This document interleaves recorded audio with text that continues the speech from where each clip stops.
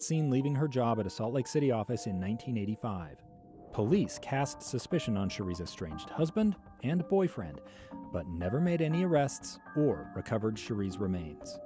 Find Cold Season 3, The Search for Cherie, anywhere you get your podcasts. Traffic and weather together brought to you by Granite Credit Union's High Yield Savings Certificates. Here's Ricky Meese. It's a delay-free drive on the Valley freeways. However, we do have a crash over to the right shoulder and still waiting for more emergency crews to arrive southbound I-15 at 12th Street in Ogden. Need tires? Don't buy them without the money-saving Burt Bundle from Burt Brothers Tire and Service. Ricky Meese in the KSL Traffic Center.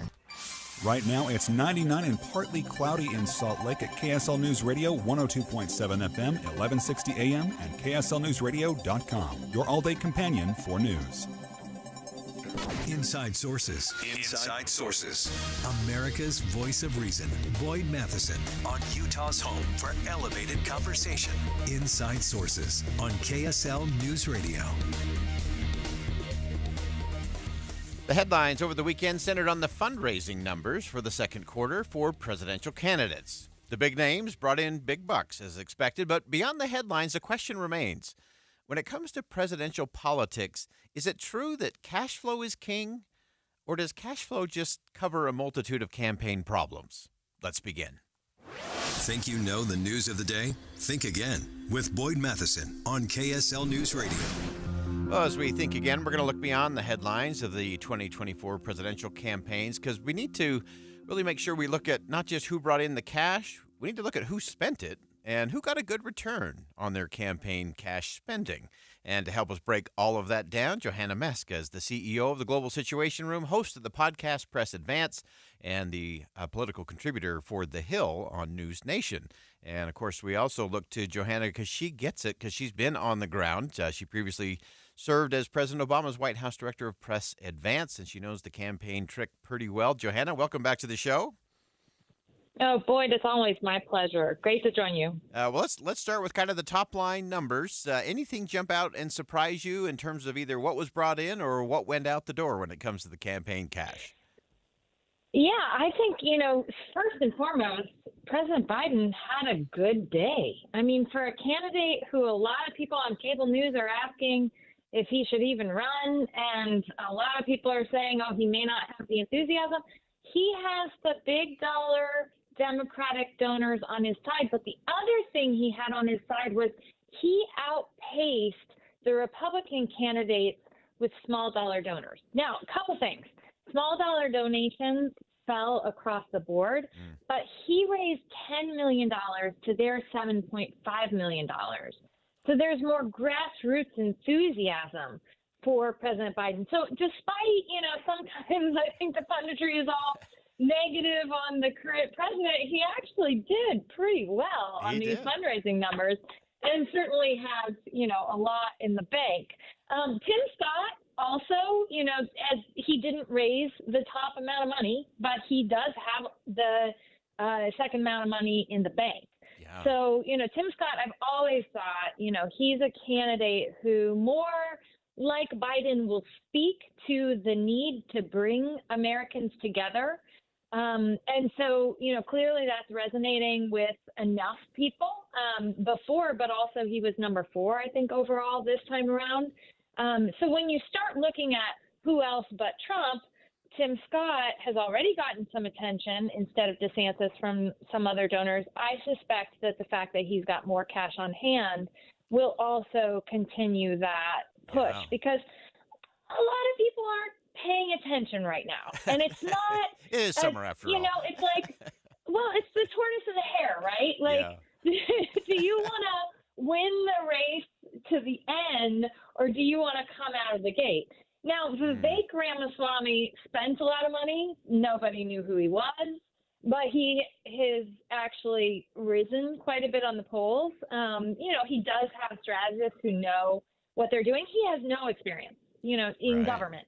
He's started some companies, including one company he was working on, taking the drugs that were shelved by companies that could save lives and put them back on the shelf by trying to get, regulatory permission. Now, his positions range from raising the voting age to, to change, like blowing up the FDA, which of course keeps us safe, our food and drugs safe.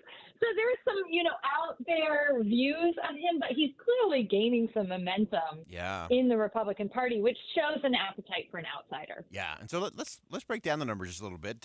Going back to the current president, raised $72 million, $77 million cash on hand, as you mentioned, 400,000 donors. A lot of those small dollar donations really driving that. Former President Trump raked in about $35 million. I want to get to Ron DeSantis here for a minute because this is one I remember the day he announced. You and I had a conversation, and we talked about one of the things that he said as he began his campaign, and that was he was going to spend a boatload of money to build an organization in Iowa and New Hampshire. He's clearly spent a boatload of money. Help our listeners understand this idea of a 40% burn rate. In terms of the money coming in and what he actually has on hand compared to some of the other candidates. Well, it's really unfortunate for him. Look, the two things you need to win a campaign is money and oxygen. Trump in 2016 had all the oxygen. I mean, anytime he said anything, everybody was paying attention. Yeah. The money can be, lesser if you have all the oxygen. You have to use your oxygen effectively. And unfortunately for DeSantis, it looks like he's not done either well. So he's now let go of some staff. He has announced a new strategy, I guess, on his oxygen. He's going to try to go on CNN, talk to Jake Tapper, which is unusual. He's, for the most part, put himself in kind of a conservative media bubble. And, I think that this shows that there's a lot of people saying the campaign's struggling. And I always, try to figure out where were we at this point, because I was on the Obama campaign, in 2007, 2008. And, we're getting up to the Iowa State Fair. And so, in February of 2007, we were struggling with some of these problems. It's now the time that, John McCain was laying off everybody, but at the same point, John McCain didn't win an election. Right. So it's not a good sign for DeSantis at all. And it's clear, he's always said that he has the grassroots enthusiasm. I mean, he has the Florida voters, or had them before he decided to wade into every, social issue possible. But he won pretty overwhelmingly in Florida. Yeah. What we're seeing, though, right out of this is it's just about 14% of his donations are small dollar donors. Right. So if he's got those people, and he's got the super PAC, and the super PAC obviously can do a lot to, boost the organizing, but they can't coordinate with the candidate. That's right. And so if you're not, able to get that information, there's no direct message. Right. And that's where I think the interesting thing where, again, I think cash flow covers a multitude of problems on a campaign. And I think the fact that they really haven't gotten traction in Iowa, in New Hampshire, in South Carolina, but there's been this tremendous spend in terms of that just shows that you have to organize, you have to do the grassroots, you have to have that connection, which is another thing that many people have been criticizing about Ron DeSantis in terms of that hand-to-hand combat of campaigning, of pressing the flesh and being out there amongst the people. Still no real connection there. And as a result of that, there's been a number of media outlets have talked about over the weekend that there are a number of some of those big dollar campaign donors that Ron DeSantis has been banking on that are now kind of casting their eyes a few other places, including to one you mentioned, Senator Tim Scott. Yeah, and you can't isolate yourself from the tough conversations. I think that's the other thing is Donald Trump was willing to go anywhere when he was the outsider candidate. I mean, Barack Obama did Fox. I remember arranging the interview when we were doing an interview with Fox, and it was I want to say it wasn't long after we had to denounce Jeremiah Wright, Reverend Wright, because, of course, he had been saying terrible, terrible things. But if you isolate yourself further from trying to widen your base, it's just a bad strategy. So they're going to have to figure something out. I think the DeSantis campaign knows, they're in trouble. And look, Asa Hutchinson, he raised, honestly, he'd have a challenge competing in even California with the amount of money he raised. A small district in California. Legitimately, right, Boyd? And it's like, okay, at some point, when you see they're just not there. Now, Asa's going to join us on the Hill today. We've got him joining us in just less than 2 hours now. Awesome. On the Hill. And I think it'll be interesting to see what he says. But if you can't get enough to run in a district in California, you are really going to struggle to run for president. So at some point, this needs to consolidate. It's going to have to consolidate soon. The other thing I've got my eye on, of course, is this No Labels event that's happening tonight. In fact, because they've got candidates who also have struggled to win their own races that they're talking about running a third party race. And it's kind of like, if you want to be the winner, you have to know that there's a strategy to win. There's a winning strategy, absolutely.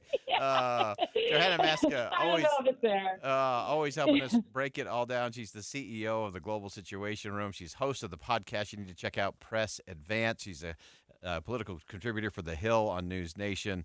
And Johanna, as always, thanks for helping us break down the numbers and looking at behind what's just the dollars and cents of a campaign, oxygen, and making sure you can actually get that message out there. Thanks for joining us.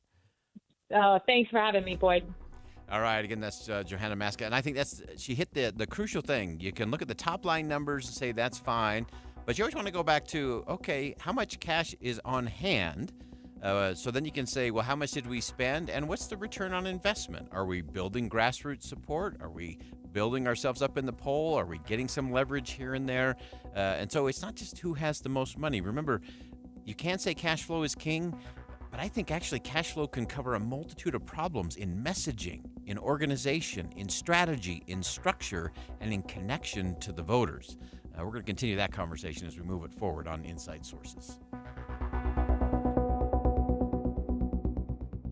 Think again on Inside Sources with Boyd Matheson. It's hot. Along the Wasatch Front, temperatures are going back above 100. We do that every summer. And it's sticking around. It's not going to be unprecedented, but it's definitely going to be hot. Get updates on temperatures and the forecast every 10 minutes on the 9s. Find a cool place to spend the day. Special coverage, the July heat wave on KSL News Radio. Do you have an IRA or 401k? It's natural to think of this as being your money, right? But remember, you still have to pay taxes when you withdraw this money in retirement. And you could be paying a lot more in taxes on these accounts than you know. A lot more. Learn the strategies that can help you reduce or eliminate your taxes in retirement. Don't miss a special edition of Retirement Solutions Radio this Saturday afternoon at 3 o'clock. Right here on KSL News Radio 1027. Troy, I'm depressed. Bitches RV and American Fork is killing it. What's depressing about that? Stewart's RV managers and staff are still here, so we've got the same incredible customer service. That's good. And we brought in new RV brands like Ember RV and GoPlay Travel Trailers. Also good. And now you can shop hundreds more RVs at bitches.com. Still waiting for the sad part. I'm used to being a mentor, but I'm turning into a manatee. You do have the same shape. Bish's RV is now open in American Fork. Come see us at the previous Stewart's RV or at our North Salt Lake location. Bish's RV, where memories begin. Guys, did you know your testosterone affects everything in your system, including how you feel and perform every day? Right now, Revive Men's Health Salt Lake City will check your testosterone for free. Knowing your T levels is the first step in understanding if you have low T. Your testosterone level impacts your energy, libido, sleep, weight, hair loss, mood, and even ED. Maintaining an appropriate T level can change your whole life. Most men start to see changes in their hormone levels in their 30s. Experience and results matter. So what are you waiting for? Get your T levels checked today by local, experienced, and trusted men's health experts. They've helped thousands of men since 2011. They're so confident they can help you, they even guarantee it. Call Revive today and schedule your free testosterone test, free exam, and free consultation. Call Revive Men's Health at 801-263-7777. That's 801-263-7777. Or visit ReviveMen'sHealth.com. At Shane Company, we believe everybody is made to shine. It doesn't matter who you are or where you're from. Shining is not for a chosen few. Like a rare gemstone, Each one of us was created under just the right set of circumstances. Your moments, your milestones, your love story, all deserve to shine bright. You don't need an occasion or an invitation. You and your life are the event. At Shane Company, we handcraft our jewelry with the greatest care and hand select the most beautiful gemstones so you can shine. So put on a pair of earrings that make your eyes sparkle. Wear diamonds that light up the room. Try on sapphires in every color of the rainbow. Give an heirloom that collects new stories with each generation. We're all made to shine.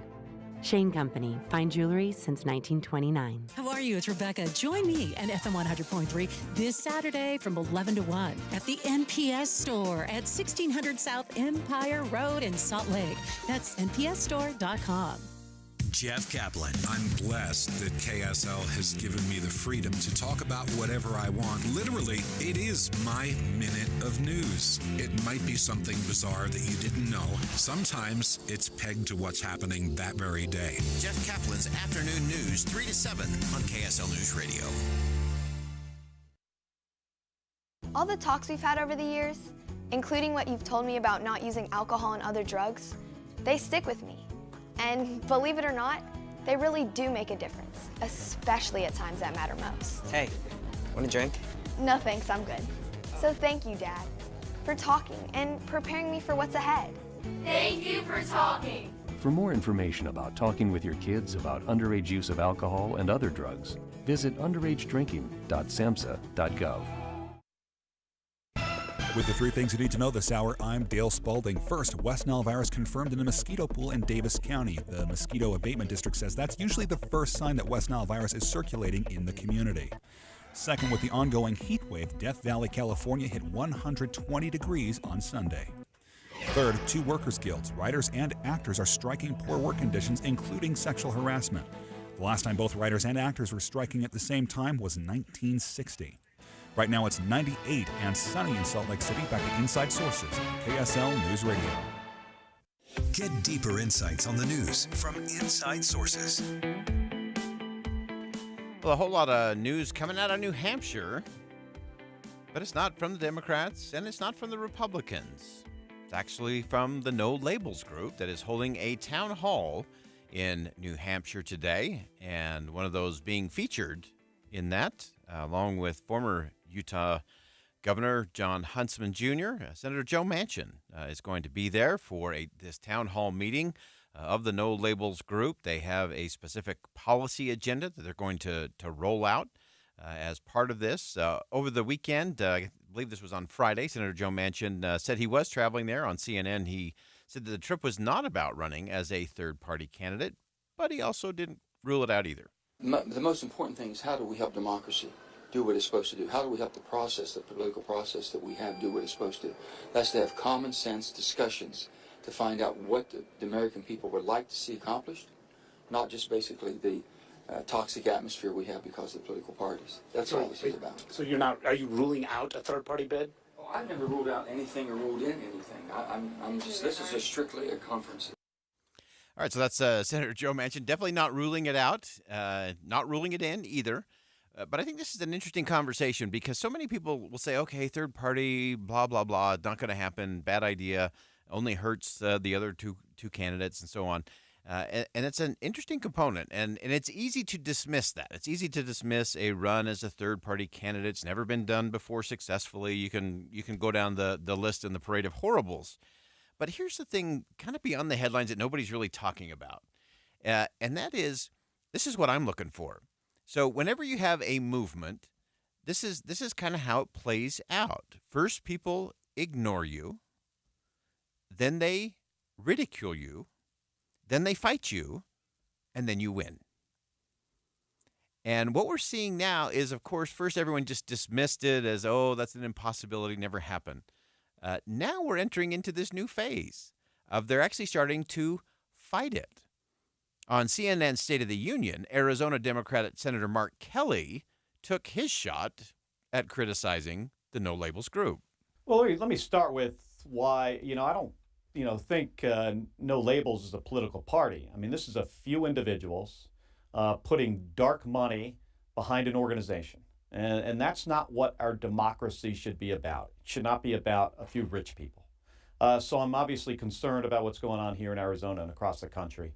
I think the president has a very strong record to run on, and we've got about 18 months before the next election, and my hope is that this all gets sorted out.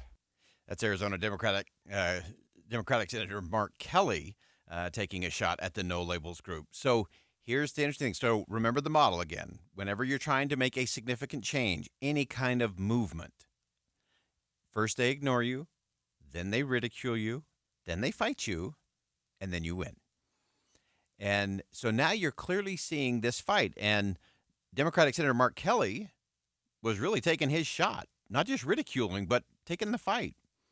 Also interesting, there have been others on the Democratic side. MoveOn.org, big liberal group, is taking big shots. They're freaking out about what's going on in New Hampshire with No Labels. Not to be outdone, the Lincoln Project, which is made up of a lot of former or current Republican strategists and consultants who are also taking their shots. And both sides, both the liberal left and the conservative right, are saying this is a bad idea, this is bad for democracy, this is bad for the country. What they're really saying is this is bad for us. They're saying it is bad because it threatens their power structure. They want there to be only two choices, because then you get to have all of the fake fights and the false choices. There's no third option. And so, again, whether you think the No Labels group has a path to becoming a political party and fielding presidential candidates, that's a whole other matter. But the thing that is so fascinating and interesting to me that we should be watching is when the establishment folks, the industrial base of both sides, is panicking and freaking out, you know something's up, because they are under threat. Someone may undermine their fundraising. Someone may undermine their access to current President Joe Biden or former President Donald Trump. And so, to me, that's the most interesting thing of all that's going on in New Hampshire. I love the fact that they've got a policy component to all of this. But the fact that both the liberal left and the very, very conservative right are both starting to take shots at No Labels says something is cooking. Because otherwise they would just continue to do. Remember the model. Whenever you're starting a movement, first they ignore you, then they ridicule you, then they fight you, and then you win. And so we want to continue to dig in on all of this. Really pleased to have joining us on the line live from New Hampshire, from this event taking place with No Labels. Robert Sherman, of course, joins us as part of News Nation, and welcome to the program. Thank you. Thank you so much for having us. All right, so give us a little lay of the land. What is the feel? What is the sense and mood on the ground there as things get rolling with No Labels?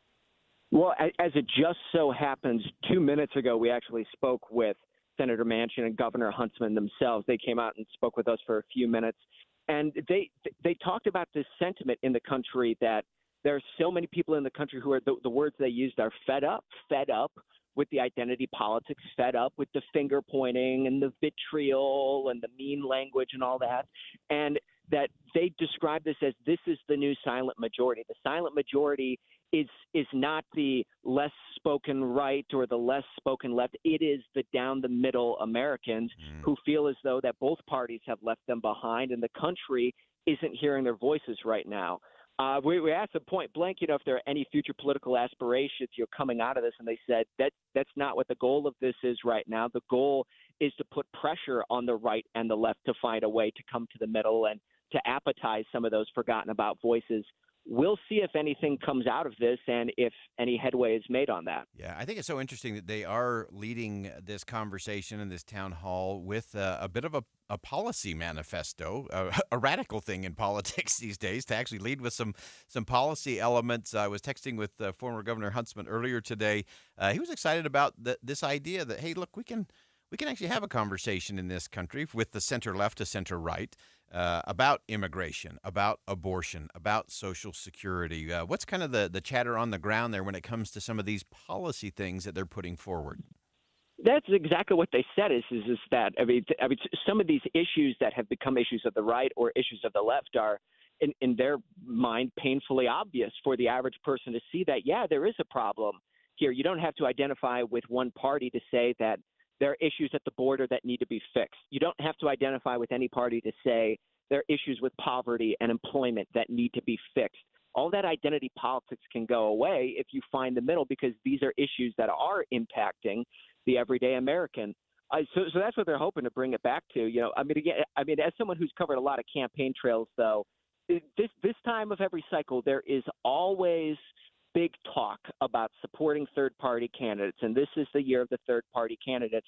But oftentimes voters get cold feet when they step into that ballot box and they say, you know, do I really want to do this? It doesn't seem as if there's any likelihood. But, I mean, you talk to folks on the ground here in New Hampshire, they do admit this does feel different. This does feel like an if not now, then when kind of situation. Yeah, great insight. And we always come back to that in terms of that cold feet moments, like what are you afraid of? And I think we've all been convinced by both the left and the right that we're afraid of losing power, of losing influence, which is what the establishment left and the establishment right want us to believe, because then we have a false choice and we continue to let the status quo carry the day. Robert Sherman, national correspondent for News Nation, and I appreciate you joining us live from New Hampshire. We'll continue to follow this as it moves through the day today. Thanks for jumping on with us. Thank you so much. Appreciate it. All right, we'll step aside for some bottom of the hour news. We're going to come back to this at the end of the program and talk about some of the underneath the headline moments for no labels and what that actually means. So stick around. We'll be right back.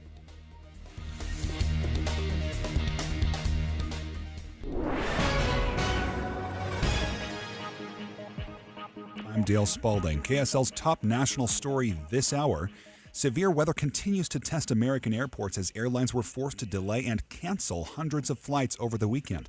That all culminated in a major disruption at two main U.S. travel hubs Sunday. ABC's Trevor Ailes is at Newark Airport with more. 10,000 flight delays and more than 1,700 flights were outright canceled. Just here at Newark Airport, 367 flights were canceled, and we know that there was a ground stoppage all around New York City. It was the same case up in Boston, too. The FAA had warned about these slow-moving thunderstorms creating a huge impact for major chunks of the country, the Northeast, the Midwest, the Southeast, too.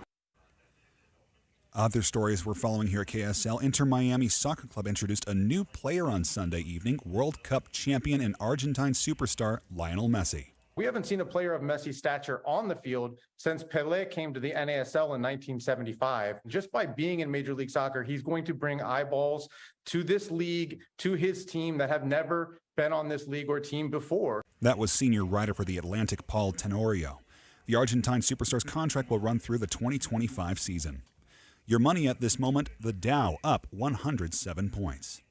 Coming up, heat, thunderstorms, and more heat. KSL weather is next. KSL News Time, 1:32.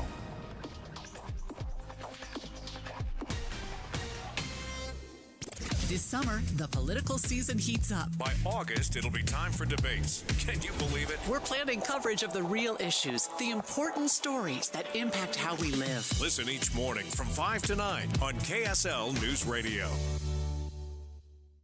Have you Googled yourself lately? Are there negative posts from an ex-employee or from a former client? Maybe an outdated news article or sensitive personal information about your family? Search engines don't always get it right. For right or wrong, it's your reputation on the line. That's where Reputation Defender by Norton comes in. One of the most trusted names in online reputation repair, Reputation Defender has been fixing people's search results for over 15 years. Their cutting-edge approaches help you to wipe away unwanted information in your search results. They also promote the good stuff so that it rises to the top, helping you put your best foot forward.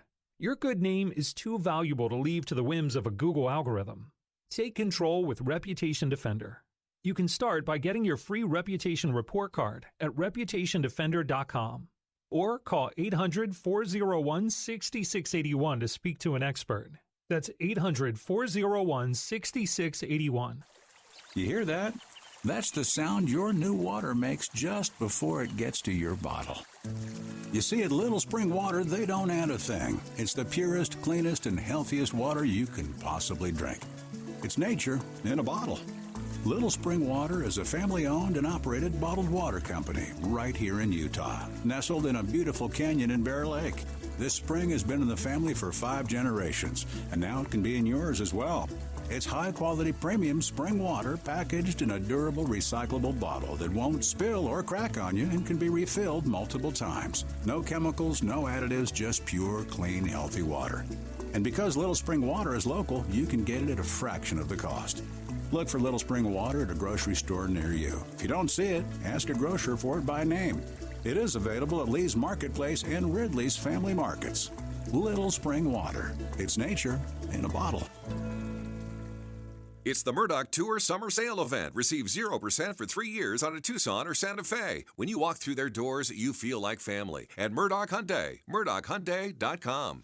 Dave and Dujanovic. We can have disagreements and still be friends. So often, I think people think that just because we disagree, that we're enemies. That we are not. We're great friends, even though we disagree. I hope listeners take away something new every day, a new detail they hadn't heard before. And I also hope our show opens their minds to new ideas, new ways of thinking of things. Listen for Dave and Dujanovic 9 to noon on KSL News Radio.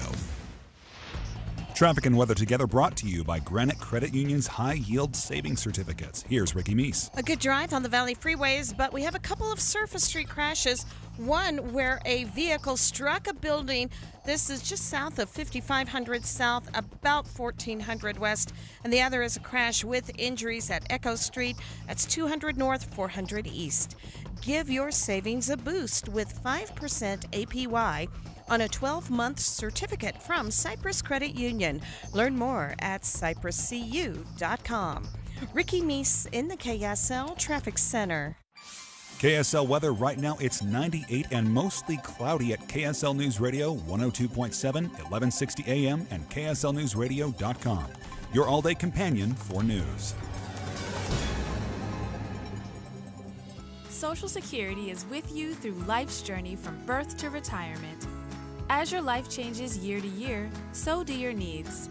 For over 80 years, Social Security has helped to meet your needs and is committed to improving access to the services that make a difference in your life. Today, you can verify your earnings, estimate your future benefits, apply for retirement, manage your benefits, and even change your address, all from the comfort of your home. Social Security's online services help put you in control with secure access to your information anytime, anywhere, allowing you to spend more time with family, friends, or simply just enjoying the day. Social Security, securing today and tomorrow. See what you can do online at socialsecurity.gov. Produced at U.S. taxpayer expense. Coping-19, brought to you by CDC and the Ad Council. Managing today's uncertainty can be overwhelming. We crave security, and it's uncomfortable when we sense a lack of control over our lives. Develop a routine for a more balanced lifestyle with healthy habits and fun. Focus on what you can control, even if it's little things, like a before-bedtime ritual. Find more self-care and coping tips at coping-19.org. Email from school about the incident today. Scary. You know, teachers like me, parents, we don't always know as much as you guys do about what's going on with other kids. Half the time, it's rumors. Yeah, but if you're ever concerned about a friend who's having trouble with alcohol, prescription drugs, anything, you need to tell an adult, someone you know and trust. That can be hard, but speaking up about a problem is what helping a friend is all about. For more information, visit underagedrinking.samhsa.gov. Mom and Dad used to argue about everything, especially about Dad's drinking. My family went from totally crazy to quiet, calm, and even peaceful when Mom started going to Al-Anon family groups. I wanted a better relationship with Dad, so I asked Mom if she would take me to her Al-Anon meetings or to Alateen. I'm sure glad I did. Is someone's drinking troubling you? You might be surprised at what you can learn in an Al-Anon or Alateen family group from people just like you. Call 1-888-4-ALANON or go to alanon.org. Inside Sources. Inside Sources. America's voice of reason. Boyd Matheson on Utah's home for elevated conversation. Inside Sources on KSL News Radio.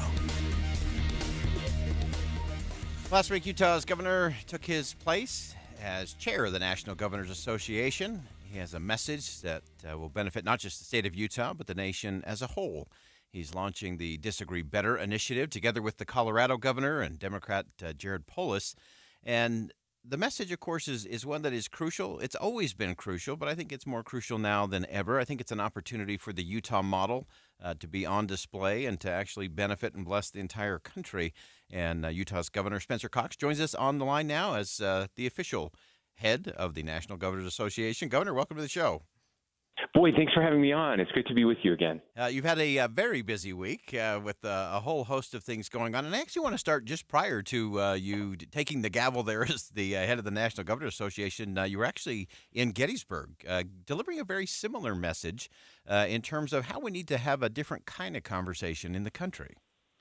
Yeah, thank you, Boyd. And you talk about this so often, and I'm grateful to have your message and your platform here in the state. But that's exactly what we did start in Gettysburg, and that was very intentional by the folks at Braver Angels who have been working in this space for some time, working with politicians as well as citizens across the country to figure out how we can disagree on policy, how we can try to persuade each other about policy, but how we can do that without tearing each other down and using kind of this evil othering that's happening out there, this idea that they want to destroy the country, they want to ruin your lives, they, elect me or else the worst is going to happen.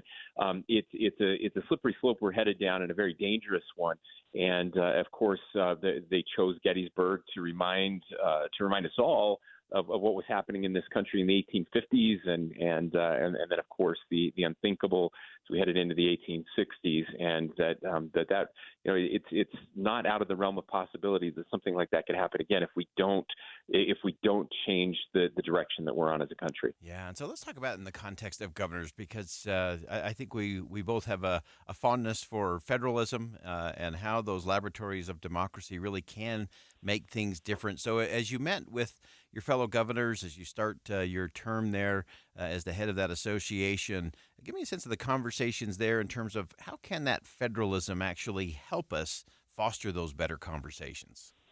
Well, yeah. So it's so critical. Again, the way our nation was founded, and this idea that the states were co-equal partners with the federal government, and that we would be these 50 laboratories of democracy. It's really a brilliant model that allows us to figure out how to do things the right way. I mean, oftentimes the best intentions have unintended outcomes, and so we're able to learn from each other.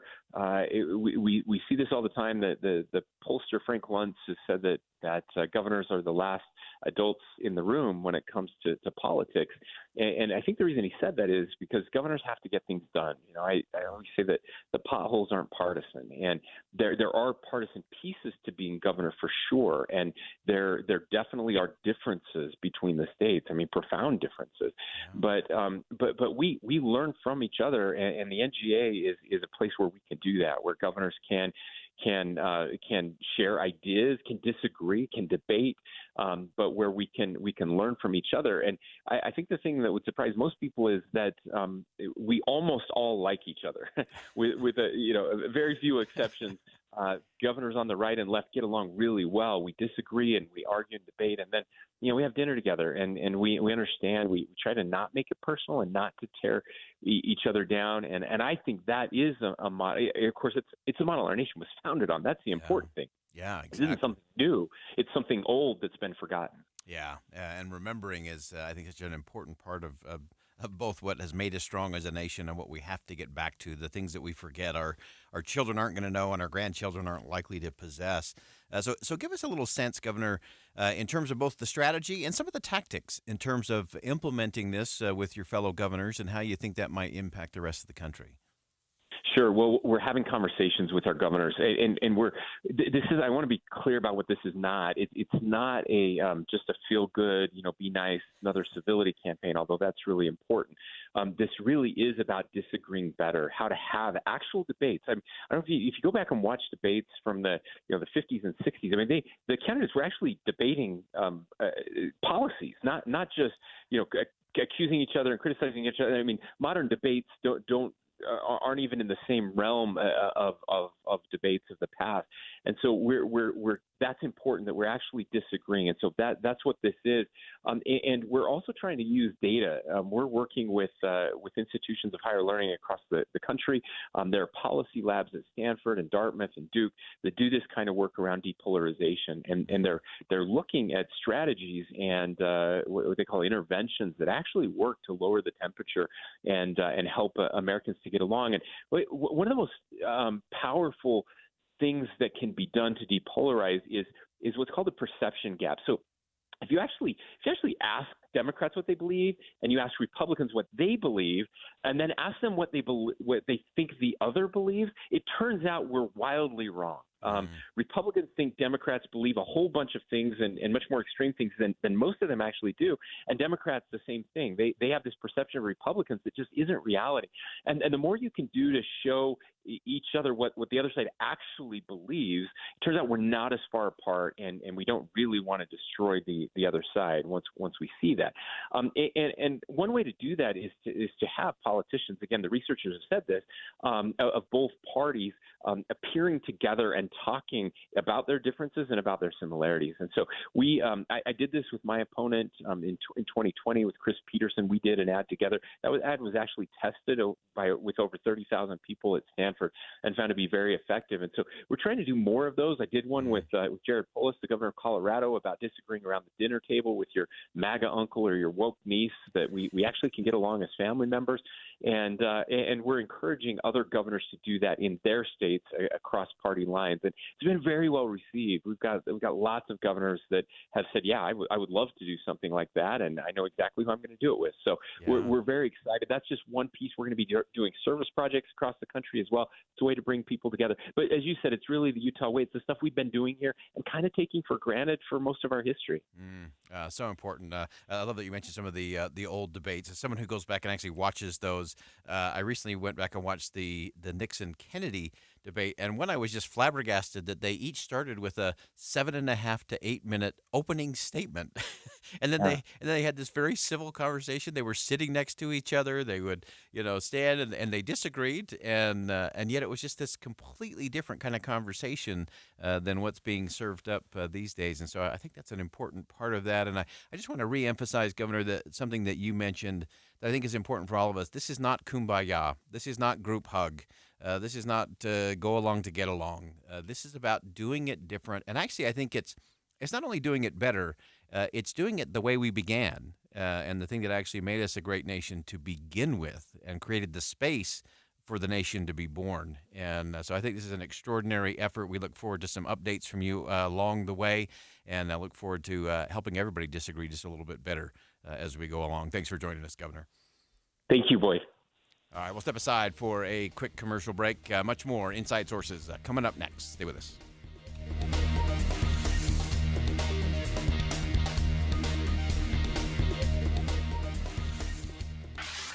This Friday, whether you're getting out of town or simply trying to get around town, let's go for a little ride. We're adding more traffic coverage for anyone that stops by. Why? Because we like you.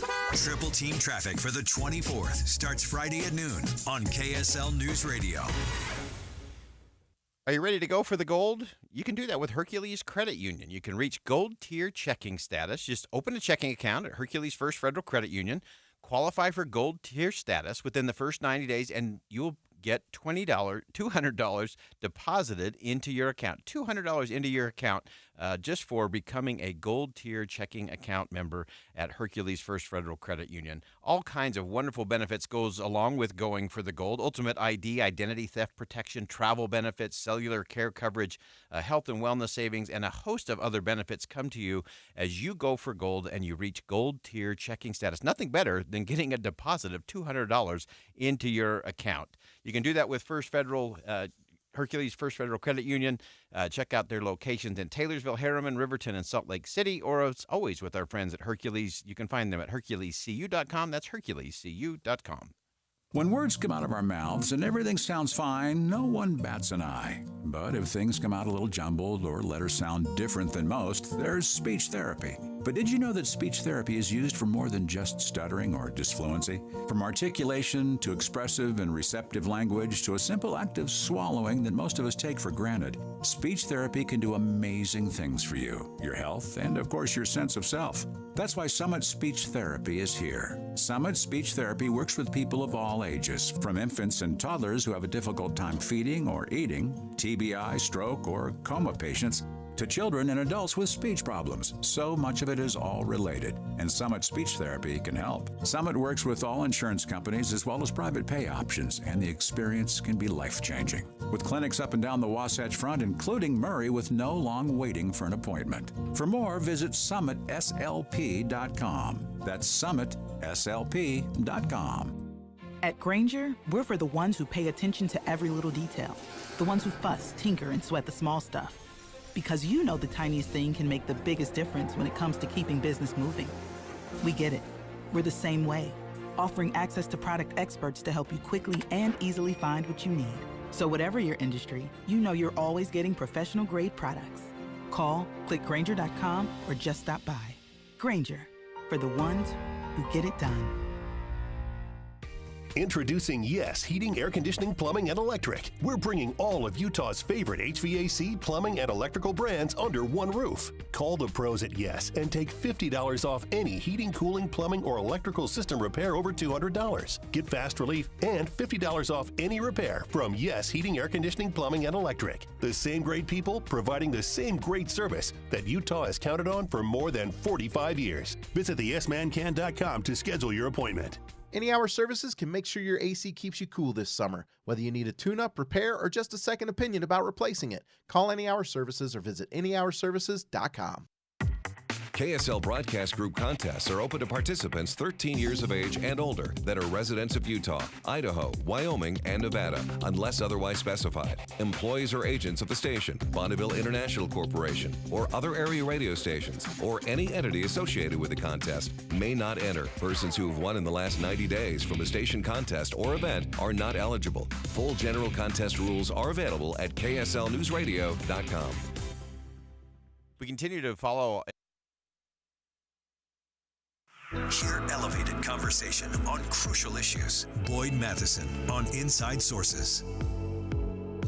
We continue to follow everything developing over in Israel. Many protests happening on almost a daily basis over there as we continue to look at what's happening within the government, proposed changes to the judiciary system, which, again, you start whacking at those branches and the whole democracy and freedom falls pretty fast. And so there's so many things going on there. We want to turn, as always, to our good friend Amos Giora from the University of Utah School of Law. And he is there in Israel, has been participating in many of these protests. And Amos, welcome back to the program. And give us a quick update on what you're seeing on the ground, what's happening there inside of Israel. First of all, it's a pleasure, as always, to be with you on the show. It's Monday evening here, 7 p.m. Tomorrow, being Tuesday, is translating into English as a form of a national day of disruption with protests at train stations, I think probably on highways, businesses. It is money time because the vote, as you correctly note, the judicial so-called reform, a whitewashing of a word, if ever, will be sometime next week in the parliament, in the Knesset. The pressure from various sources, whether it's Air Force pilot reservists, whether it's foreign investors who are threatening to take their money out, whether it's the American administration. On the other hand, Netanyahu, Prime Minister Netanyahu, is, I think it's correct to state, he has lost control or is not fully in control. I want to be really careful here. The extremists are leading the drive at the moment. I mean, his extremists.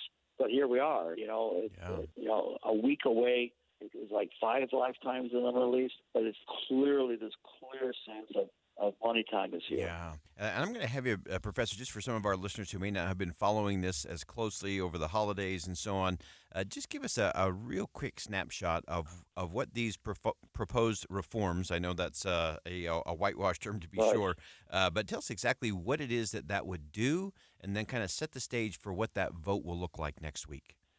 Sure. In an American paradigm, it's to eviscerate the notion of checks and balances, because in a democracy, there are the 3 branches, executive, judiciary, and legislative. And here the Supreme Court the judiciary is clearly the only check on the executive.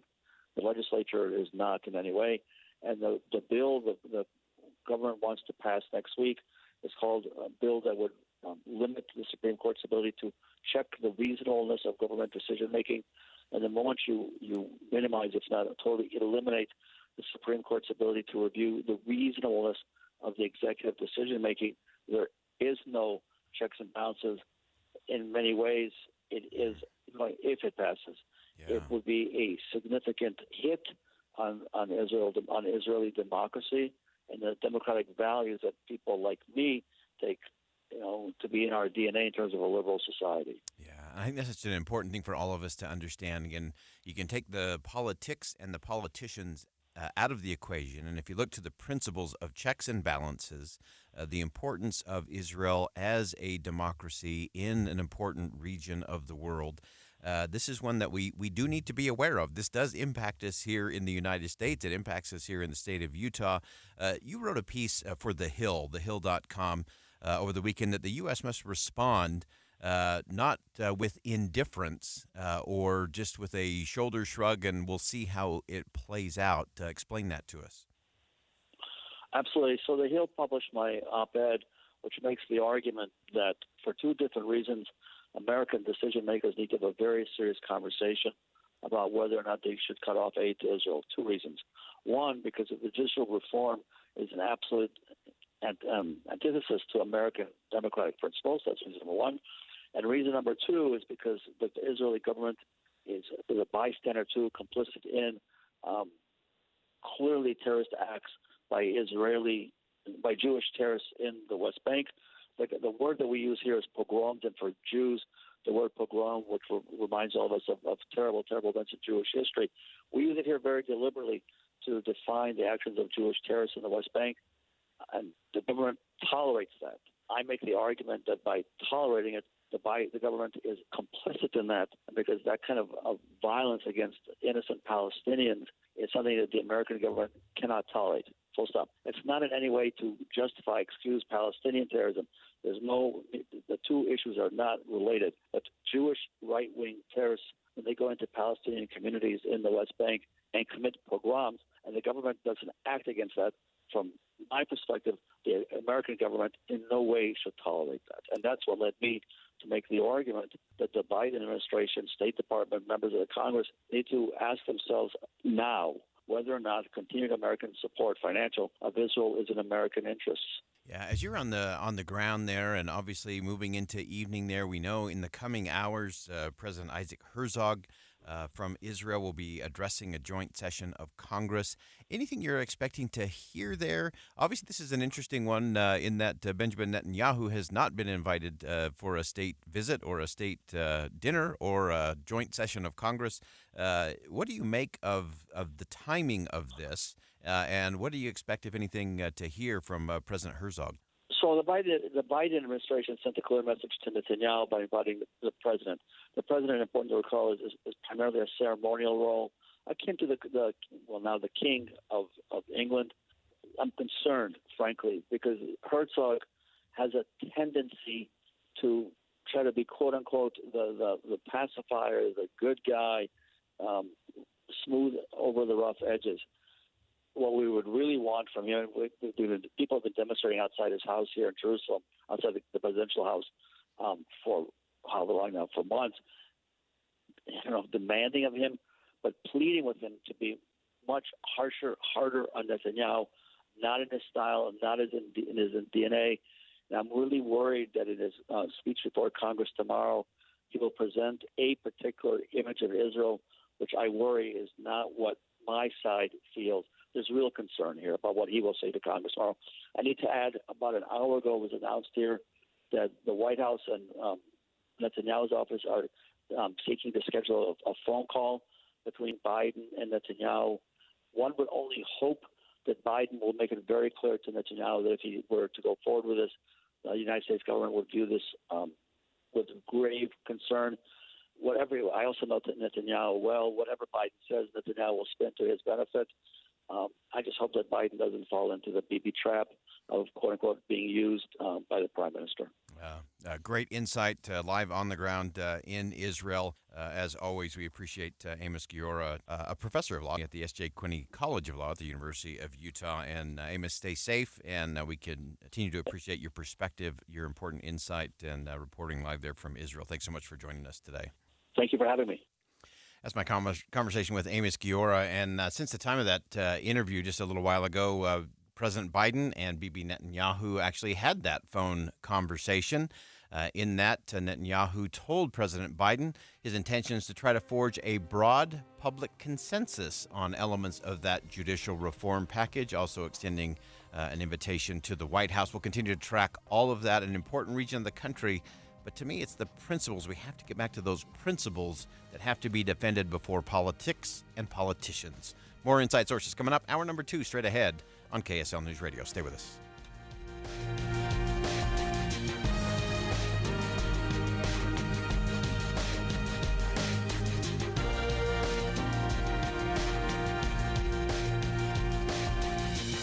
KSL FM Midvale, KSL Salt Lake City. Listen on the KSL News Radio app and in your car at 102.7 FM. KSL News Radio, your all-day companion for news. It's 2 o'clock at KSL News Radio. I'm Dale Spalding. KSL's top story this hour: thousands of federal firefighters are on the verge of quitting just as fire season heats up. The National Federation of Federal Employees tells NBC News if Congress can't extend or pass a raise they've long asked for, 30 to 50% of federal firefighters could go elsewhere. One expert says this could have a big impact on Utah. We rely heavily on our partners who help us fight fire in Utah. And without all of our partners, it makes things real difficult. Brett Osler, the State Fire Management Officer for the Utah Division of Forestry, Fire, and State Lands, says Utah is well-staffed on its own. But even losing a couple of outside bodies could cost you one fire truck on a scene. A lot of police presence today at Valley Junior High School in West Valley, but don't worry, it's only a drill. Police, fire, and EMS agencies are conducting active shooter training at the school, which is vacant of students for the summer. The same drills will be repeated on July 25th and 27th. Your money at this moment: the Dow is up 76 points. Coming up, stock up on sunscreen. KSL weather is next. KSL News Time, 2:01.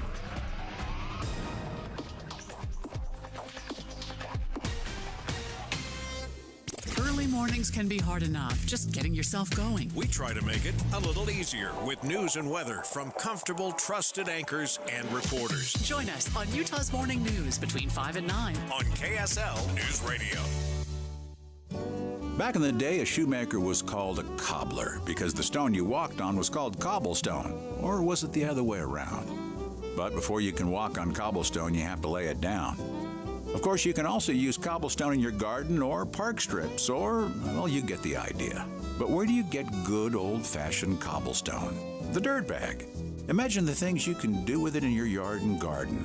If you have an imagination, the dirt bag has what you need to bring that dream to life. Rock mulch? How about 11 different rock mulches? Playground chips for the kids? Yep, the dirt bag. For topsoil, sod, bark mulches, and pathway material called chat, the dirt bag. And with a dirt bag, your garden and yard you have in your imagination can be delivered right to your driveway. Or you can pick it up in bulk yourself. There's a reason everyone loves the dirt bag. Find out what the dirt bag can do for you at thedirtbag.com. Thedirtbag.com. Looking for a trusted oral surgery practice? Look no further than Aspire Surgical. With a team of highly skilled and experienced board-certified oral and facial surgeons, Aspire Surgical offers a variety of surgical services, from wisdom teeth removal to dental implants to facial cosmetics. At Aspire Surgical, patient comfort and safety are top priorities. Their state-of-the-art facilities and advanced techniques ensure that patients receive the best possible care in a comfortable and safe environment. Visit their website at aspiresurgical.net or call 385-474-4952 to schedule a consultation today. Trust Aspire Surgical for all your oral surgery needs. Visit aspiresurgical.net or call 385-474-4952 to schedule a consultation today. Aspire Surgical, where your aspirations become a reality. You ever notice when someone takes a sip out of a water bottle and they find it to be really good, they always seem to look at the label.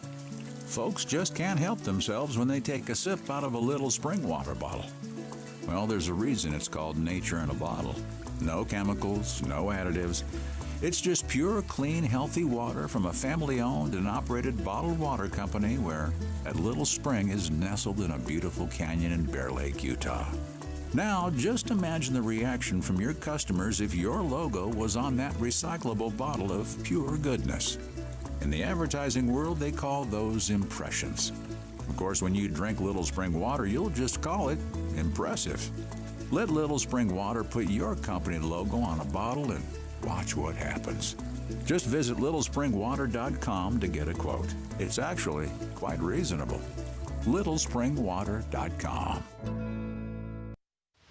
Traffic and weather together brought to you by Granite Credit Union's High Yield Savings Certificates. Here's Ricky Meese. We're back to a crash-free commute on the Valley freeways, but we do have the final cleanup of a crash at 200 North 4th East, one also on Waterfront Drive. This is just south of 5500 South and just to the side of 1400 West. Emergencies don't wait, and neither do the experts at Big Brothers Home Services.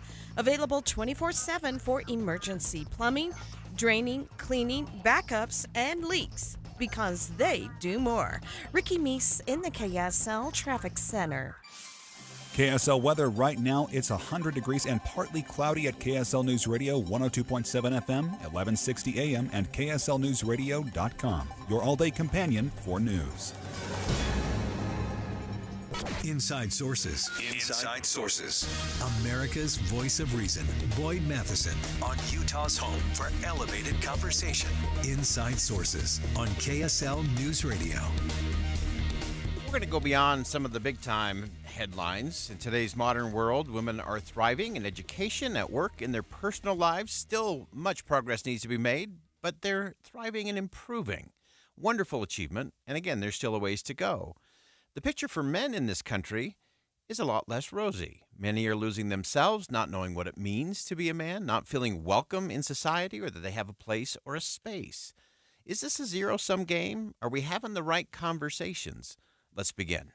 Think you know the news of the day? Think again with Boyd Matheson on KSL News Radio. I am very excited about this conversation and thrilled to have joining us on the program today Christine Emba, a columnist for the Washington Post focused on ideas and society. And Christine had an extraordinary op-ed, Men Are Lost. Here's a map out of the wilderness. I had a chance to hear Christine on one of the national cable news networks talk about this in some ways that I don't think we're talking about nearly enough. And Christine, welcome to Inside Sources. Hi, thank you so much for having me.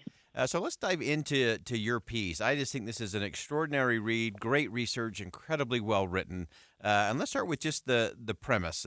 There obviously has been a lot of focus on women and making progress there. And while I'm one of those who thinks we still have a ways to go, progress nonetheless.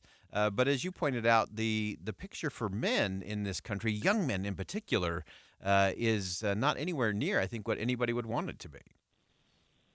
Yeah, no, that's entirely right. To be clear, I am also on the side that women have made progress, but that there is far more progress to be made.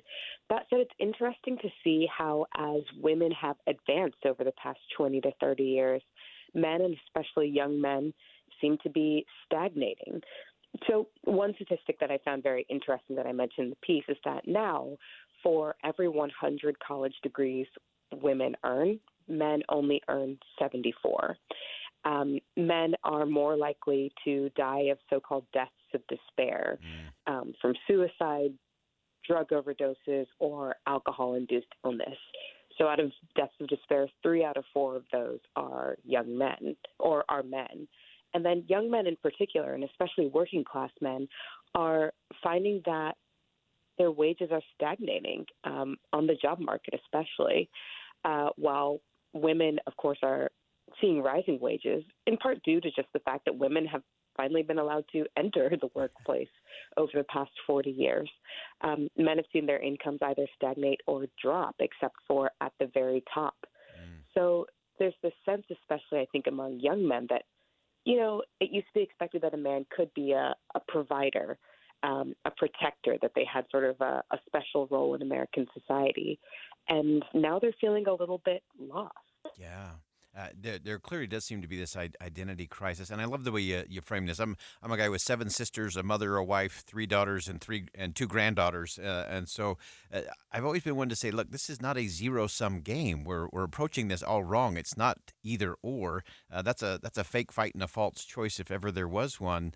But a lot of that fake fight or false choice has led to a lot of young men having that identity crisis that you described. Right, absolutely. I mean, I say in the piece, and I think this is really important, that, the sexes do depend on each other. Most heterosexual women, I should say, do in the end want to have intimate relationships with good men. And even if they don't, they want their brothers, their friends, their colleagues to have good lives. And at the same time, men want to be part of their communities, to have and support their families, friends, etc. So it's not zero sum. We depend on each other. And just because we are noticing that men are falling behind or stagnating in some ways, and if we decide to pay attention to that fact, that doesn't mean that we need to ignore women or turn back the clock on feminism. But one of the things that we are seeing right now is, in this moment of sort of confusion and role stagnation, there are some bad actors taking advantage of the vulnerability of young men especially, and taking that to really dark places. Yeah, and I think that's such it was one of my favorite parts of your piece was the fact that you went into this because there are a lot of those, you said that they're not relating to people, they're hiding in video games or pornography or hanging out in the basement, and so there is that withdrawal tendency. They are feeling lost. And so suddenly if you have someone who is on your side, so to speak, or is going to kind of be the strong man to guide you or to lead you through, it does create a vacuum of things that I think leads a lot of young men into places that make it worse, not better. Absolutely. I mean, one of the things that I found in my research, one of the things that a number of the young men I interviewed told me was that they felt like they were lacking role models for how to be a man, what masculinity or a good masculinity looked like. They didn't necessarily have strong relationships with their fathers or father figures. They weren't involved in sports or had coaches that they looked up to. And so they were seeking out instruction from the internet, basically, and they were finding these influencers, manfluencers is the term that I used. And one of the most noticeable ones was Andrew Tate, who has also recently come back into the limelight because he did an interview with Tucker Carlson. But Andrew Tate, this masculinity influencer, is currently under arrest in Romania for sex trafficking, became one of these guys who so many young men looked up to for their definition of how to be a man. But the problem is that as a role model, the ideal of masculinity that he puts forth is totally amoral. It's incredibly antisocial. It says nothing about giving back to the community, about caring for the people in your life, for being responsible in any way in the broader world. But because this felt so many young men like kind of the only map to manhood they had, they just took it because something is better than nothing. Yeah, and it's such an interesting thing, and where all the debate comes from. You pointed out in your piece that even someone like President Barack Obama, who put forward a program that was really designed to help young black men, took a lot of heat for having something that didn't include women as well. And there's been a host of others. You also pointed out to someone we've had on our show a few times, Richard Reeves, and his book and his work from the Brookings Institution, talking about what the real map should actually look like. And so share with us, as we kind of bring it full circle here, what are some of those things that are really crucial and vital if we're going to get past the dumbing down and belittling and shaming and all of those other things? How do we actually create space where men and women can actually flourish? Great question. I mean, to go back to what you said in the very beginning, first we have to realize that it's not a zero-sum game, that paying attention to the struggles of men doesn't mean that we stop paying attention to the struggles of women. I think also in our modern society, there's a sort of unwillingness, especially I think on the progressive left, to almost admit that sex is real and that men and women may in fact be different and have somewhat different needs and paths. And to create a sort of good model of masculinity or manhood, we have to admit that there are some things that being embodied as a male calls for, whether it's a sort of a sense of duty, an idea of being someone who protects others, responsibility, self-mastery. And we can say that, you know, being masculine or being a man is not necessarily toxic or bad. There are actually good things about manhood, and there are ways to be a good man, and we should search for them, not pretend that, you know, it doesn't exist and that gender is neutral and everyone should just be good. I'm really glad that we're having this conversation out in public, too, because one of the things that I found really interesting after writing this piece was the amount of sort of mail and messages that I got that were from men who were like, I've been wondering about this. I felt this tension, but I don't know. I always felt bad for talking about it, or I didn't have anyone to talk to about this. And being able to talk openly about what it means to be a good person, male or female, what role models are, seems really important in this moment. It absolutely does. And this is a fabulous piece. You should all go check this out at the Washington Post. It posted last week. Christine Emba is a columnist for the Washington Post. She's focused on ideas in society. It's brilliant writing. It is fantastic research. And it is a crucial conversation. And I love, Christine, where you ended, that the sexes rise and fall together. And when we start looking at it and having that kind of conversation, that changes everything. And just as you concluded, that it's about having role models, and that's up to all of us.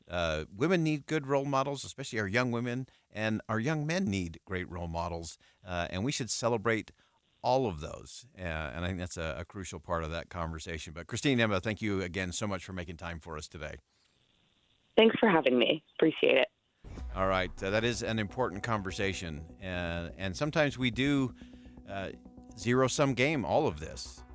And there is clearly a dumbing down of the American male. There is a belittling. And I just have to say, there are a lot of men out there who do feel lost, who do feel a loss of identity or a sense of purpose or place. But I'm also grateful for an army of brothers, of uncles, of bosses, of friends, of colleagues who regularly just go out and make a difference, and especially those who make a difference in young men's lives. They're the ones who are really making a difference. And this is a conversation we're going to continue because I think it's an important one that we're not talking about enough. And again, a big thanks to Christine Emba from the Washington Post for helping lead us in that. Today, we'll continue it on KSL News Radio. Think again on Inside Sources with Boyd Matheson. It's hot. Along the Wasatch Front, temperatures are going back above 100. We do that every summer. And it's sticking around. It's not going to be unprecedented, but it's definitely going to be hot. Get updates on temperatures and the forecast every 10 minutes on the 9s. Find a cool place to spend the day. Special coverage, the July heat wave on KSL News Radio. In this market, you'll find Fisher Investments is different than other money managers. Different how? Aren't we all just looking for the hottest stocks? Nope. We use diversified strategies to position our clients' portfolios for their long-term goals. You don't just provide cookie-cutter portfolios? No. We tailor our clients' portfolios to their goals and needs. But you still sell investments that generate high commissions for you, right? No, we don't sell commission-based products. We're a fiduciary, the highest standard of care for a financial advisor. It means we're obligated to act in our client's best interest. So when do you make more money? Only when your clients make more money? Yep, we have one transparent management fee structured so we do better when our clients do better. Sounds like you really look out for your clients. We do, because our priority is helping them achieve a comfortable retirement. That might be why most of our clients come from other money managers. Visit FisherInvestments.com to find out why investors like you switch to us. Fisher Investments. Clearly different money management. Investments in securities involve the risk of loss. When it's hot like this, air conditioners struggle to keep up. Parts are under more stress, and sometimes those parts fail. What's up, everybody? I'm Mike Wilson with Any Hour Services, and no one helps more homeowners maintain and repair their air conditioners than Any Hour Services. As a matter of fact, last year, over 32,000 homeowners called Any Hour Services for help maintaining and repairing their systems. Any Hour Services has over 100 HVAC technicians to help with everything from maintenance, repair, to installing a new system. This summer, there'll be a lot of people told they need to replace their air conditioner, and they'll wonder, do I really need to? If you're told you need to replace your air conditioner and you still have questions, Any Hour Services can give you a second opinion and let you know what options are available. Maybe it just needs a little maintenance or a small repair. Maybe it does need to be replaced, but if you don't feel good about being told you need to replace your air conditioner, don't ignore those feelings.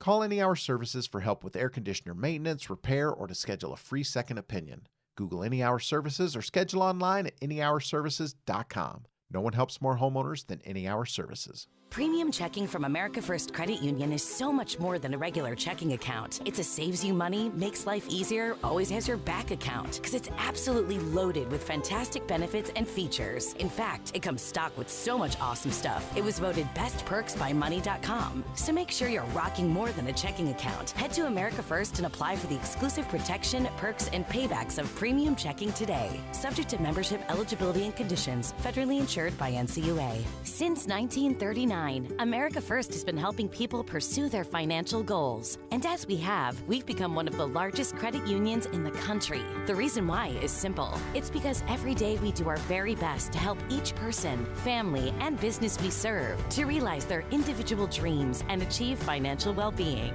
True to our name, we always strive to put our members and employees first. So come join us and let us put you first. America First Credit Union. Federally insured by NCUA. Mountain Star Healthcare's Harriman Emergency Center is now open. Be seen fast at the Harriman ER, located just off Mountain View Corridor and 134th South in Harriman. With the 3 things you need to know this hour, I'm Dale Spalding. First, nearly 4,500 Rocky Mountain Power customers are without juice on one of the hottest days of the year. The company says it's working to get the lights restored. Most of the outages are concentrated on the east side of Salt Lake County. Second, the Salvation Army of Salt Lake's Captain James Combs says they're out on the streets today, handing out cold water bottles to people experiencing homelessness, and supplies are already running low. Third, an order from President Biden last month should have resulted in the release of all remaining investigation documents surrounding the JFK assassination. Right now it's 100 degrees and partly cloudy in Salt Lake City. Back to Inside Sources on KSL News Radio. Get deeper insights on the news from Inside Sources. Well, for months now, Alabama Senator Tommy Tuberville has been blocking nominees for military posts that require Senate approval.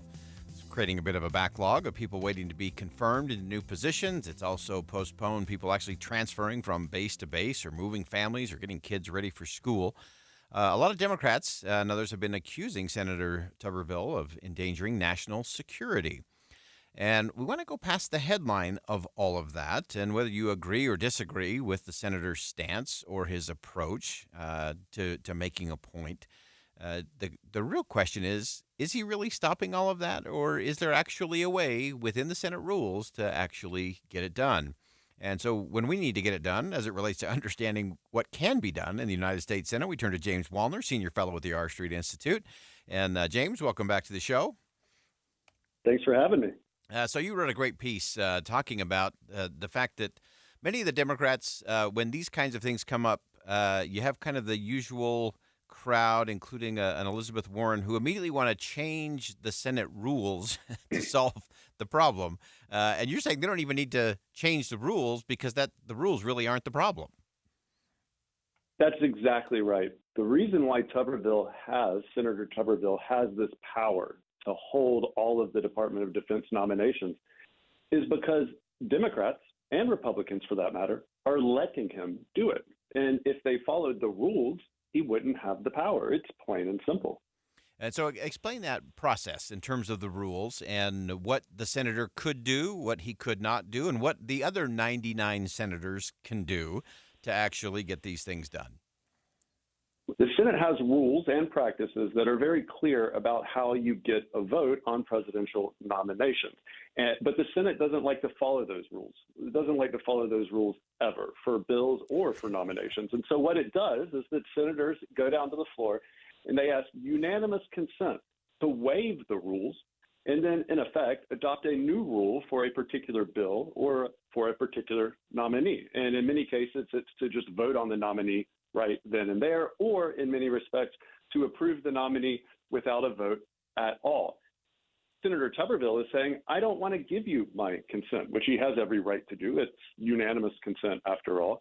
And they are now accusing him of doing something that he has this huge power to veto these nominees, when in reality it's their efforts to get around the rules and waive the rules that's letting Tuberville do this.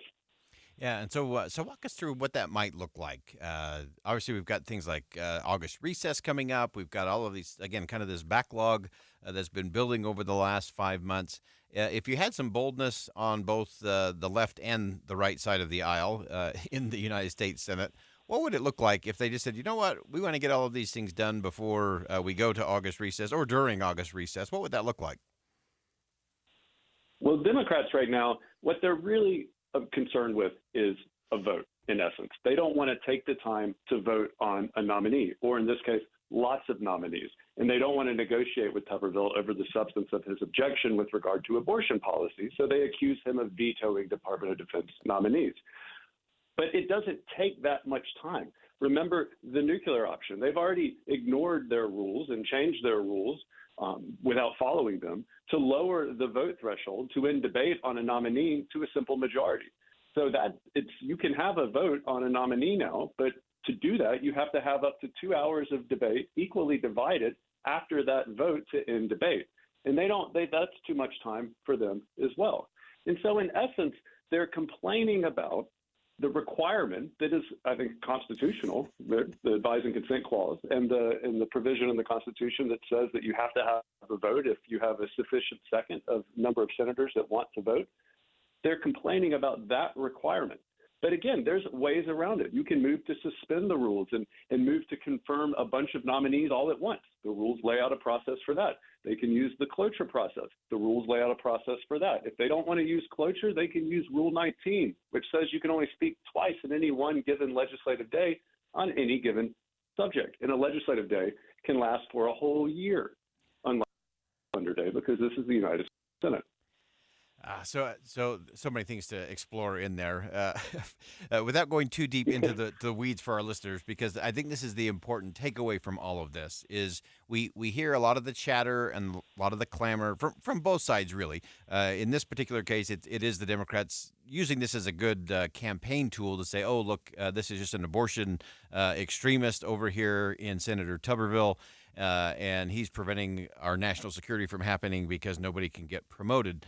If we did just the simple math, since this has been going on for 5 months now, even if they had gone with the traditional rule without any modifications, 2 hours per, they could have got through most of these just within the last 5 months anyway. Am I wrong?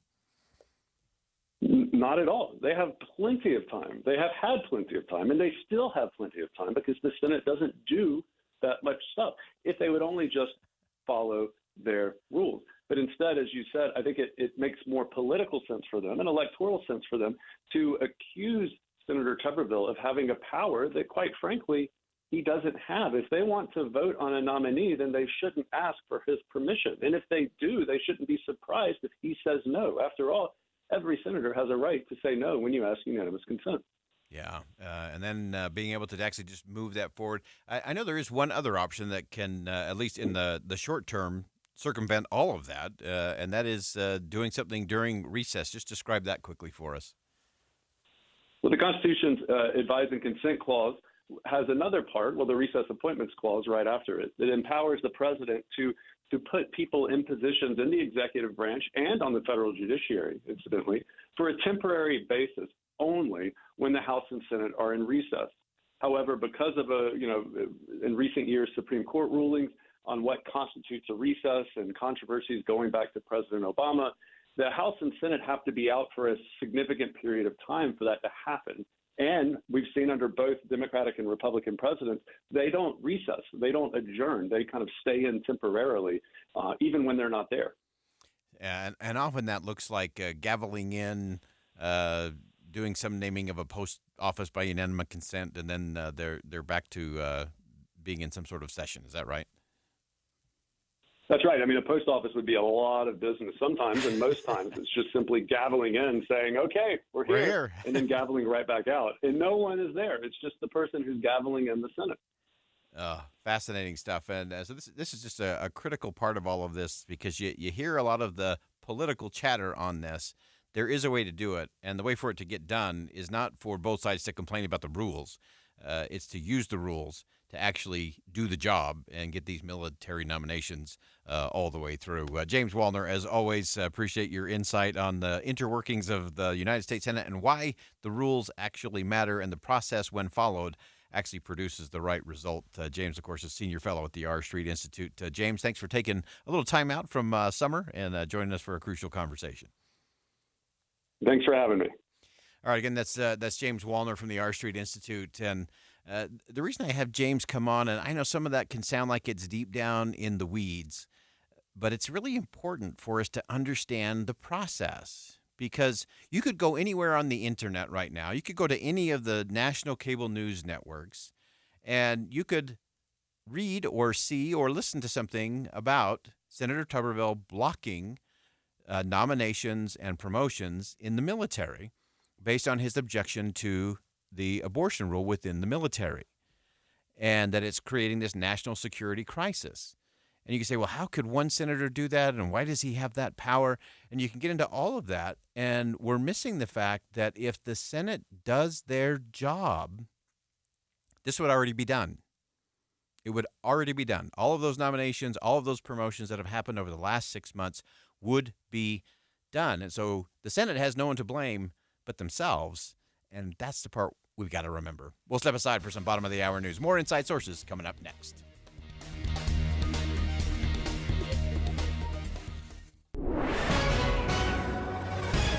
It's 2:30 at KSL News Radio. I'm Dale Spalding. KSL's top story this hour, another mass crash at the Tour de France, possibly caused by overeager spectators.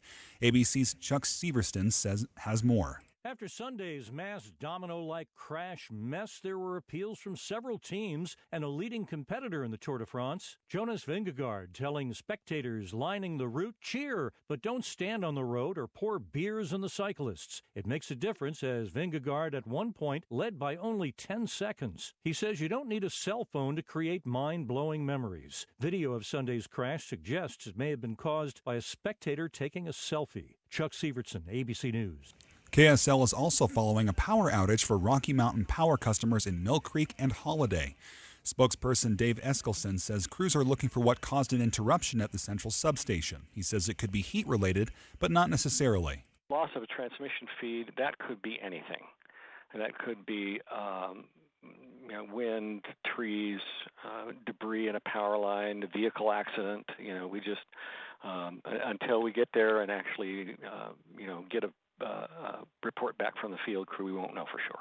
He says they've been able to restore power, but 3,300 customers are still affected. He adds customers should expect to be without power for at least a couple hours. Your money at this moment, the Dow is up 76 points. Coming up, break out the aloe vera. KSL weather is next. KSL News Time, 2:31.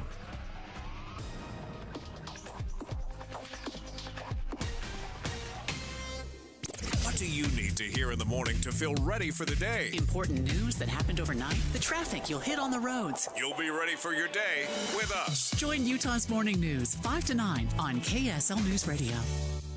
Guys, did you know your testosterone affects everything in your system, including how you feel and perform every day? Right now, Revive Men's Health Salt Lake City will check your testosterone for free. Knowing your T levels is the first step in understanding if you have low T. Your testosterone level impacts your energy, libido, sleep, weight, hair loss, mood, and even ED.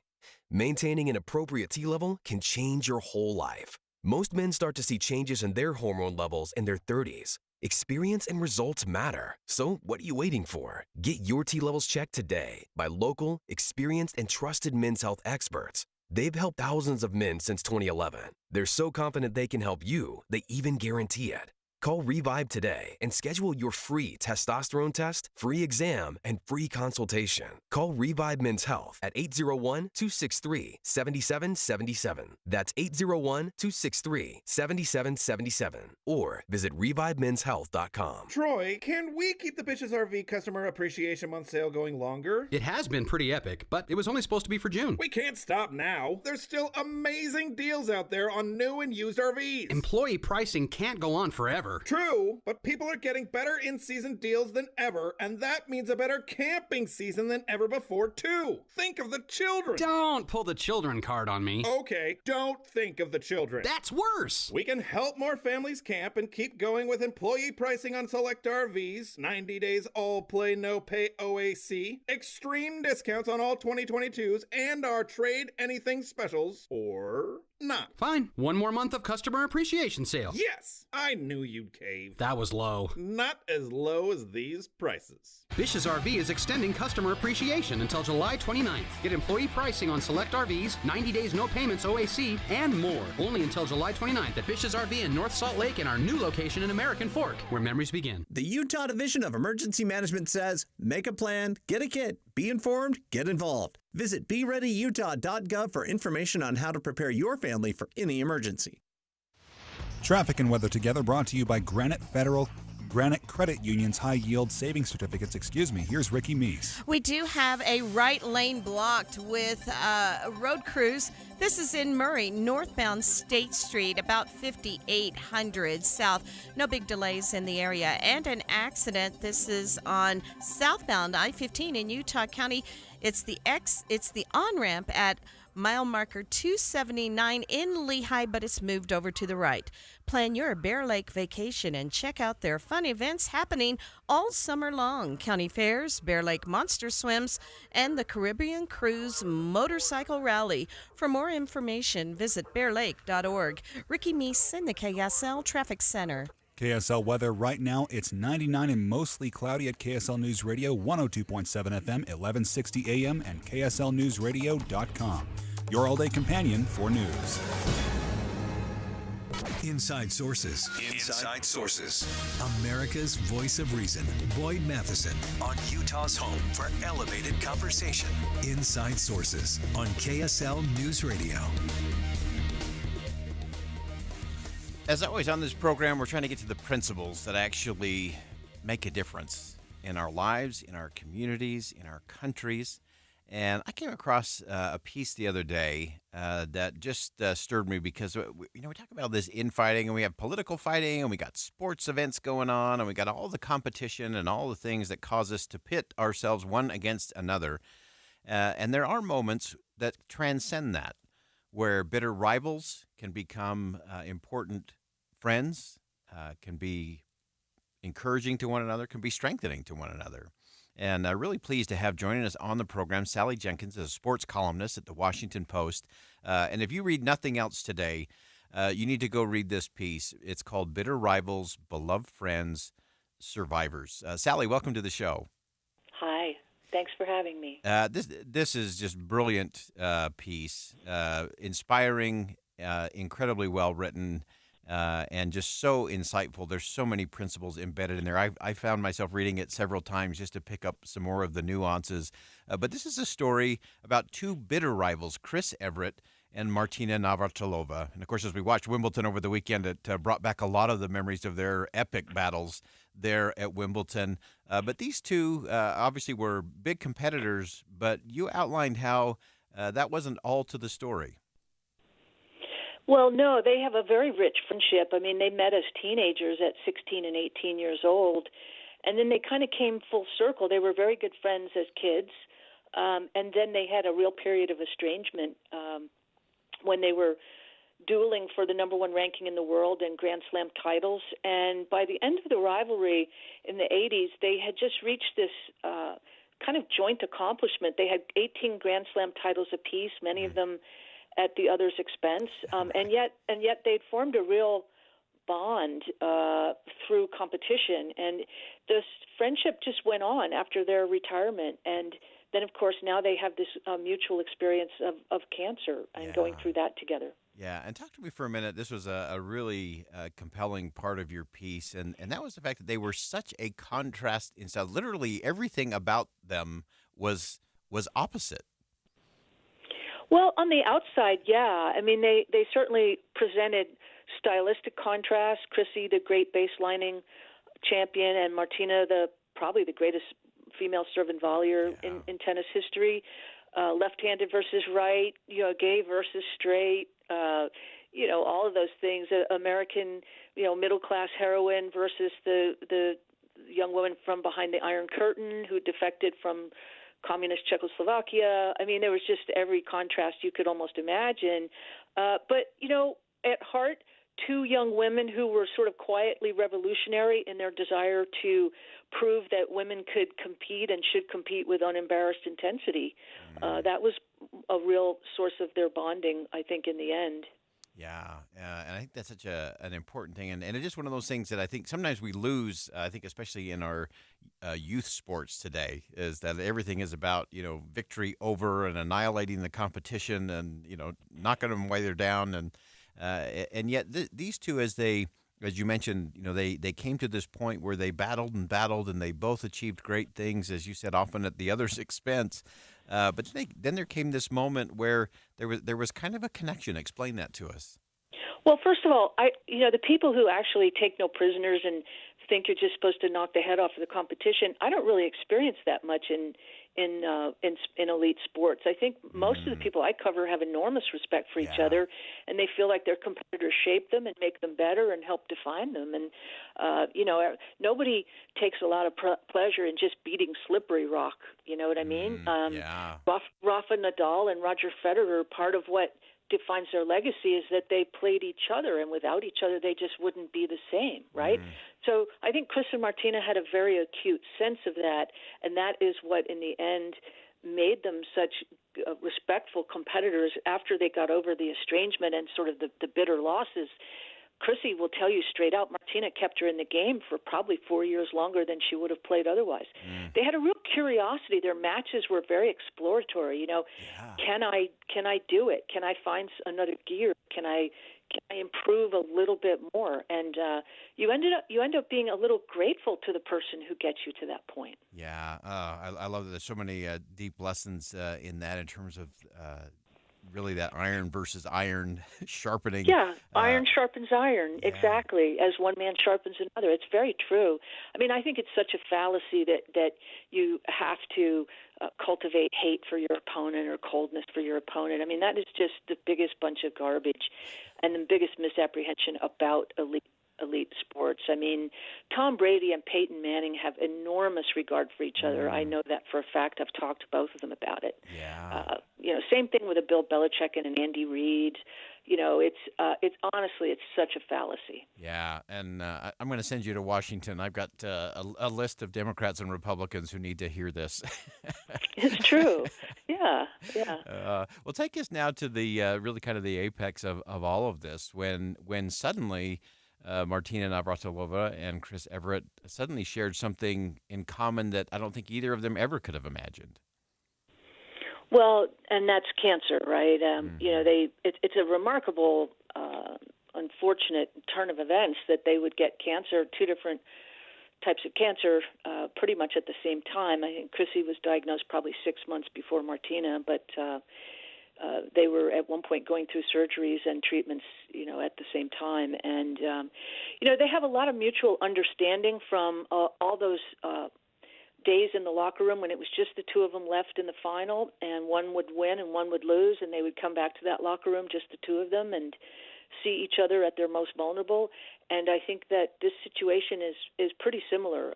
They have a lot of sensitivity to each other based on those years in the locker room where they knew how to be in the same locker room when one of them was in pain without deepening that pain. And they ended up supporting each other and putting arms around each other at times and comforting the other one in losses. And so that understanding was built into their friendship when they were diagnosed. And they have spent a lot of time, lifting each other up through this with a real sort of sensitivity. Yeah, I think that's so amazing. And I loved your description of the locker room, both before and after the match, when it is just those two finalists at Wimbledon. Just give us a little sense of that.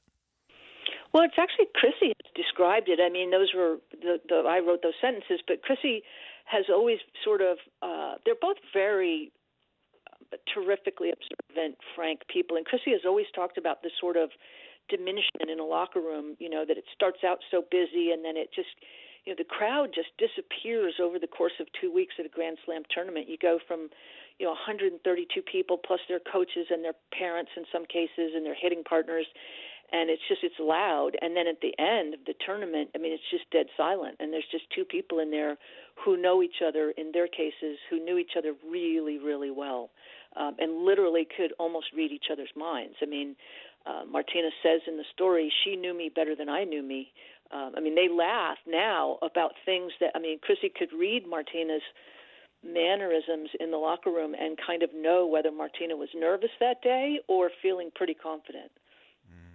Such an important thing and so many important lessons there. Before I let you go, Sally, just any final thoughts or takeaways as you've had the opportunity to interview these two, to experience this, to watch this battle, not only from their epic days on the court, but their epic battles with cancer. Any other takeaways that we ought to be thinking about today?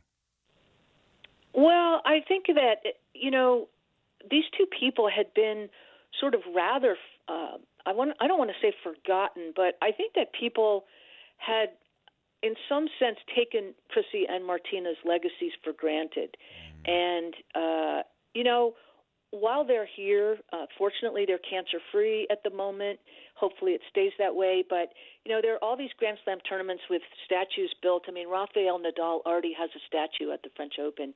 These two women deserve that kind of recognition, and I'd like to see statues of them at the U.S. Open. It's where they belong. It's time for them to be bronzed alongside the Fred Perrys and the other really epic figures that built the game and represent the apex of sportsmanship. Yeah, apex of sportsmanship and that connection, which is just extraordinary. And I loved your conclusion that in the end they really don't need bronzing. They have something much warmer than that. They have each other. That's a power lesson for all of us. And that is true. That is true. They have a great friendship that's meant a lot to both of them and to the audience. Yeah, so important. Sally Jenkins, sports columnist at the Washington Post. This is a piece everybody needs to read. It will make you think, it will make you feel, and it'll probably lead you to act a little different, especially with those that you go head-to-head with on a daily basis. Sally, thanks again for joining us. Thanks for having me. All right, we'll step aside for one last break. We'll come back with some final thoughts on Inside Sources here on KSL News Radio. Stick around.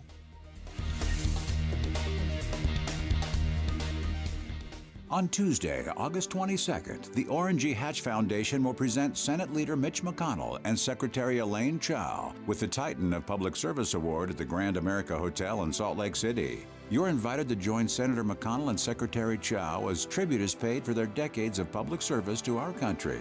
Reserve your tickets today for dinner and a musical performance by Elizabeth Smart at this special event at OrrinHatchFoundation.org. That's ORRIN Hatchfoundation.org. The Salt Lake Chamber is Utah's voice for business. Okay, that sounds great, but what does it really mean?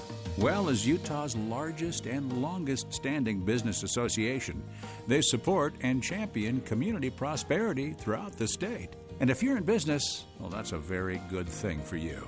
Be sure to listen to the Chamber's Speaking on Business, weekdays at 7:20, 11:55, and 5:20 p.m. on KSL News Radio. If you have unfiled taxes or are in debt to the IRS, this is important news. The IRS just rolled out a new program to help struggling taxpayers more easily resolve their tax problems. It's called the Taxpayer Relief Initiative, and it opens up powerful new options for people looking to get back on the right track with the IRS. And no one knows this program like the professionals at Optima Tax Relief, America's most trusted tax resolution company. They've resolved over $1 billion in tax debt for their clients and have the expertise and experience to help you. One easy call to Optima can start the process, helping to put an end to your worries of wage garnishment, asset seizure, and other aggressive IRS actions. Make today the beginning of your fresh start with the IRS. Call the experts at Optima Tax Relief now for your free confidential consultation. Call 800-343-6460. 800-343-6460. 800-343-6460. Optima Tax Relief. Some restrictions apply. For complete details, please visit OptimaTaxRelief.com. You thought there'd be a real estate crash, didn't you? And you thought you'd be able to buy a house for less money and at a lower interest rate, right? Sorry, the crash didn't happen. You see, there's a shortage of homes in Utah and Idaho, and that's why prices are stable or even going up 5 to 10%. If you keep waiting for the crash, it's just going to cost you more money. That's why you need to get a hold of Rick at loansbyrick.com today. If the going interest rate is 6 to 7%, don't panic. In the next 1 to 2 years, Rick will probably be able to help you refinance your home mortgage below 5%. If you find your dream home, don't wait. Today's interest rate will not be your forever interest rate, and home values will go up. So if you wait to buy it, it will cost you more money in the long run. Here's the guy who can sort it out for you. Rick at loansbyrick.com. Call or text Rick at 801-809-SAVE, 801-809-SAVE, or click loansbyrick.com. Rick Kirschenbaum, NMLS 241179 and Vintage Lending NMLS 287106 are equal housing lenders. Some restrictions apply. Getting help with plumbing repairs is easier than you think. All you have to do is call Any Hour Services or schedule an appointment at anyhourservices.com. No one helps more homeowners than Any Hour Services. Mom and Dad used to argue about everything, especially about Dad's drinking. It drove me crazy. It got so bad, I couldn't do my homework. I couldn't concentrate. I absolutely refused to let any of my friends come to our house for any reason. I would have been humiliated if anyone found out how much my dad drank and how loud my mom screamed at him. My family went from totally crazy to quiet, calm, and even peaceful. The only thing that happened is my mom started going to Al-Anon family groups. Her relationship with my dad really changed. I asked Mom if she would take me to her Al-Anon meetings or to Alateen.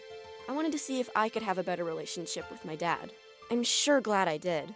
If someone's drinking troubling you, you might be surprised at what you can learn in an Al-Anon or Alateen family group from people just like you. Call 1-888-4-ALANON or go to alanon.org. At Social Security, we are always thinking of ways to save you time and make things easier. That's why we created My Social Security. Opening a My Social Security account gives you secure access to your personal record and interactive tools tailored for you. You can see if you are eligible to receive benefits, view spousal benefit estimates, and compare retirement benefit estimates at different ages or dates when you want to start receiving benefits. Already receiving benefits? Use your account to change your address, set up or change direct deposit, get a proof of income letter, and more. In most states, you can also request a replacement Social Security card. Save time. Go online. Open a My Social Security account at ssa.gov/myaccount.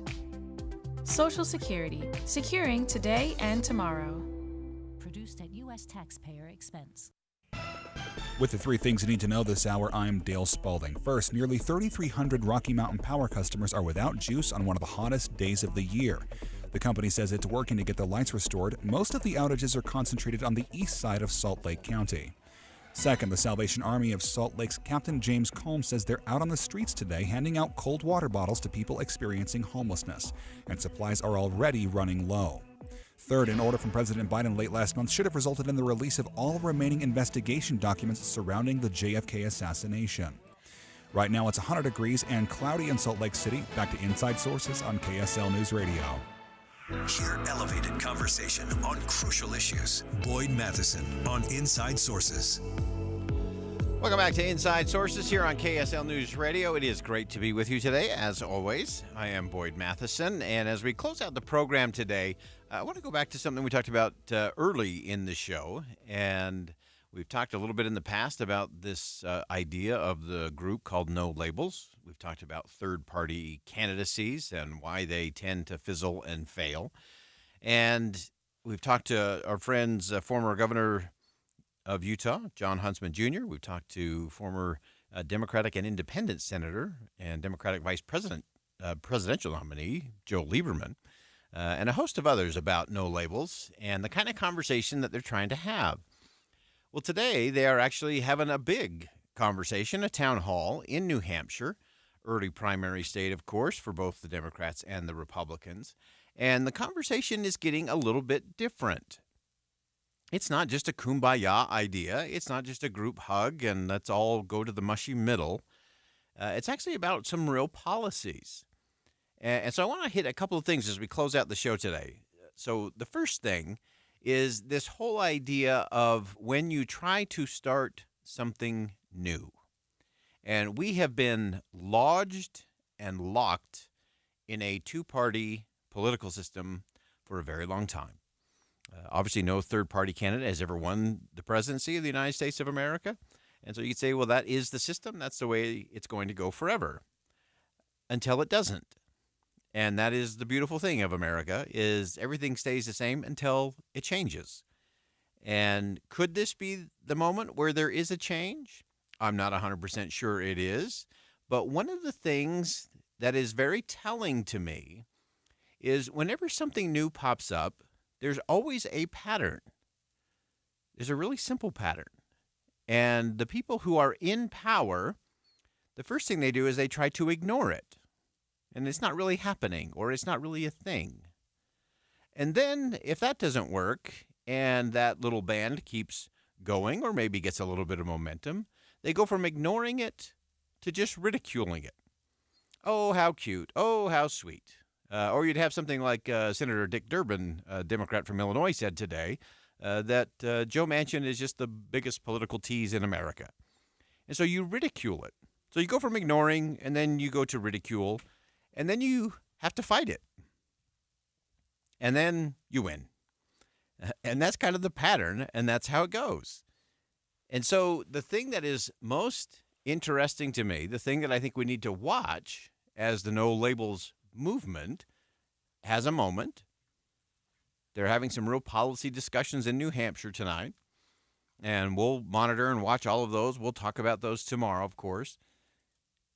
But the thing that's interesting to me is who is starting to go beyond just ridiculing the group and who's actually starting to fight it. Because that tells you a lot.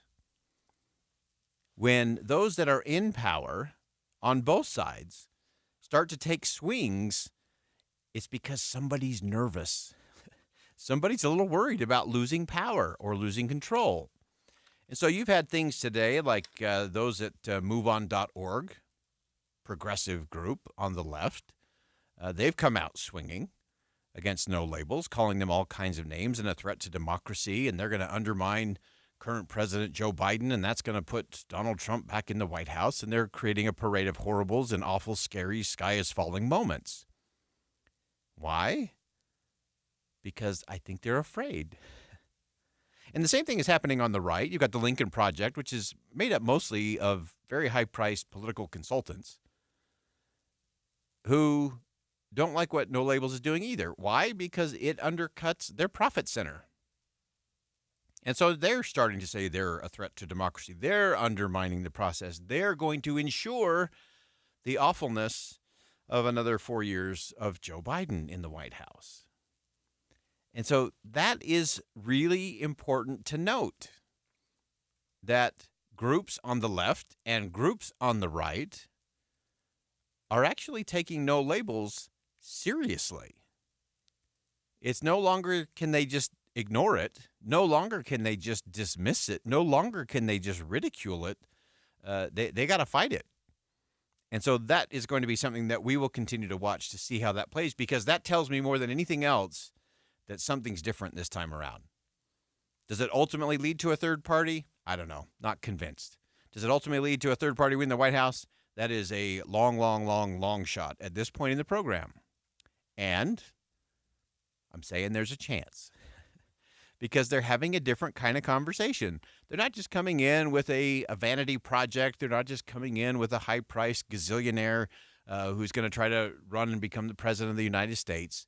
They're actually leading with policy. Now, I know in these days, leading with policy is a pretty radical concept. To the founders, that would be astounding to even say that. Because they believed that it had to be about policy. They believed that you could have big, open, honest, roiling debates about policy. And you didn't have to destroy the other side in the process. So No Labels has, of course, created the Problem Solvers Caucus inside the House. We've seen that play out. Of course, we have some of our Utah delegations part of the Problem Solver Caucus. But here's the interesting thing to me. So they've put out a policy overview, I think strategically, not ironically, called Common Sense. Really patterned after the original Common Sense. But they have a whole list of policies about immigration and border security. And on immigration and border security, they have things that will drive the left crazy and will drive the right really crazy. So they talk about the fact that we can't just release people who have come across for asylum out into the country to come back 5 years later for a court hearing.